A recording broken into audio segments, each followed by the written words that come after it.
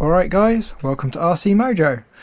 Now I did say I would be alternating between Seagull Challenger build and truck videos, but I've not had a chance to run any of the trucks, at least not during daylight, and now my usual driver has damaged his back, so walking on rough terrain isn't a great idea. So instead, here's some footage from a good old 808-16 camera strapped to the wing of a Pilot Sentosa glider flying off a small slope in the Oxfordshire countryside. While that's playing, we'll have a little chat about some Mojo related things. First, the Mojo truck light controllers. I've still got some of the 5cm square boards in stock ready to ship.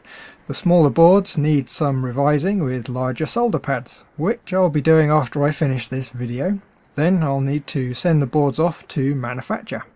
Next, there's the Larson Scanner board, which was featured in one of last week's videos. I've been rescheduling that video for a couple of weeks and forgot to postpone it, so you all got a bit of a sneak peek with that one. Anyway, the little board's power supply noise problem turned out to be not worth fixing. Instead, I've redesigned it with a locally regulated power supply and a processor. This gives us 8 channels for the scanner, and it also lets us emulate the filament bulbs used on kit.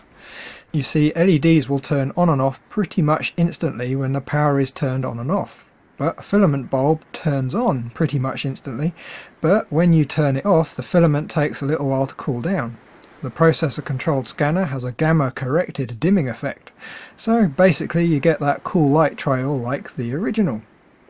The scanner is complete as a prototype. I have a novel power protection circuit to test, so if you manage to plug it in backwards, it won't let all the magic smoke out. Once it's proven to work as it should, I can get some boards made. The sound expansion has stalled a little bit. The prototype is fully functional. I've had it on the back of the MC8 wired up to the light controller and it works a treat. But just like the Larson scanner, it needs some sort of protection on the power supply. So once the protection circuit on the scanner is good to go, it can be implemented on the soundboards too. Then we can get some of those made. Another one I haven't talked about much is the aircraft light controller. A small board that takes 1 or 2 servo channels in and lets you control nav lights, strobes, beacon and the landing lights. The firmware isn't quite complete.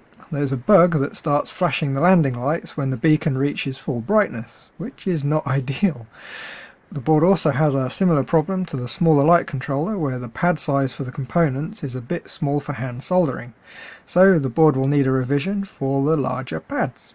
There's the Mojo 2 Cross RC light adapter too. It has a couple of minor issues. 2 of the channels are reversed, making the indicators turn on for brakes, and the AUX 1 and AUX 2 are reversed. The one I fitted to the MC8 was hand modified to get it going. I've already revised the board and it's ready to send off to get made. I think what I'll end up doing is getting the small light controller, Larson scanner and adapter board ready to get them all made all in one batch. Makes sense as I have most of the components to populate them in stock. I can put them straight up on the 74HC store. Once they're done, I can start work on the sound expansion revisions. Yeah, I think that'll work. What else is there? Well, I can't imagine many of you will get this far into the video without dozing off, so how about a sneak peek of where the Challenger is? Just a little inset video in the corner. We wouldn't want to take away from the back and forth gliding now, would we? It's fully covered now in that cheap covering that Hobby King sells, commonly known as China coat. I was pleasantly surprised by how well it went on. Not quite as nice as good old solar film, but perfectly acceptable, especially considering the 3 rolls I got will easily do another 2 or 3 models. I went for the full RC Mojo livery on this one, complete with rcmojo.com on the wing. If you're going to build a non-scale model, you might as well use it for advertising, right? There's one bit I'm not sure about though. The fin is a bit, well, blue, which is okay, but I can't help thinking it would be better with some sort of simple design. Maybe the Mojo M in white or something. Any ideas? Post in the comments. Right, landing is imminent judging by the lack of altitude, so thanks for watching. If you like the video, do please hit the like button, and of course, if you're not already, why not subscribe? It's free after all. Bye guys.